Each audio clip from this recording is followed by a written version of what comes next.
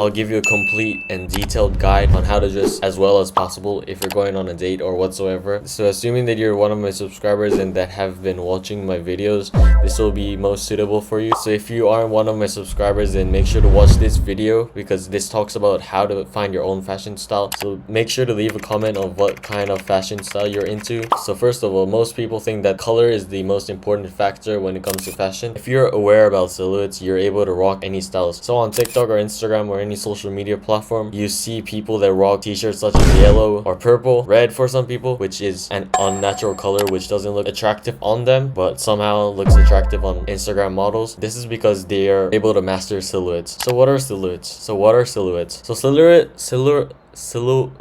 So silhouettes are just the shape of the clothes that you're wearing, that you're choosing. So for example, baggy jeans has baggy silhouette and skinny jeans has skinny silhouette. It's simple as that. Chase that A-shaped silhouette. So in terms of the gym, the V-tape for physique looks more appealing usually, but in fashion, the A-line silhouette looks attractive. So what is the A-line silhouette? The A-line silhouette is when you wear baggy bottoms and then tighter tops. So the most common mistake I see among guys is they either wear everything tight, which look forced, or everything oversized, which makes you look sloppy. This is why the A-line is that perfect in between that seems effortless and screams confidence. So the next part, accessories. Accessories are where you separate well dressed from attractive, but you don't need chains or 6 rings. That will make you look like you're trying too hard. Necklaces, so I honestly think that they look good, but they take too much effort. They tangle, move around your neck, they always match your neckline, and sometimes make you feel like you're choking on something. So just focus on rings, bracelets, and wallet change. So rings add structures to your hand. People notice that subconsciously, which is good.